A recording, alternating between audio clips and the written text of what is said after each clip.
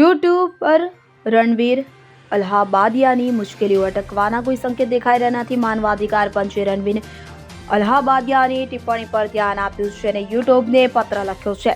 Stand up comedian સમય રૈનાના show India's got ટેલેન્ટમાં માતા પિતા પર અશ્લીલ ટિપ્પણીઓ કર્યા બાદ રણવીર ટ્રોલર્સ દ્વારા નિશાન બનાવવામાં આવી રહ્યો છે. સોશિયલ મીડિયા પર લોકો રણવીર અલ્હાબાદિયાની ટીકા કરી રહ્યા છે. તેમની ટિપ્પણીઓ બાદ તેઓ કાનૂની મુશ્કેલીઓમાં ફસાઈ ગયા છે. તેમની સામે પોલીસ ફરિયાદ નોંધાઈ છે. હવે રાષ્ટ્રીય માનવાધિકાર આયોગે રણવીરની ટિપ્પણીઓનું ધ્યાન લીધું છે અને યુટ્યુબને પત્ર લખ્યો છે.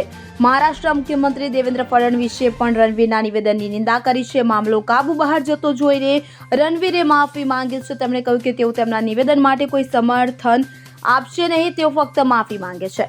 Bureau report CN24 news. હવે જુઓ દેશ દુનિયાની તમામ ખબરો તમારી આંગળીના ટેરવે. ઉઠાવો મોબાઈલ અને Google Play Store પરથી ડાઉનલોડ કરો અમારી CN24 ન્યૂઝ મોબાઈલ એપ.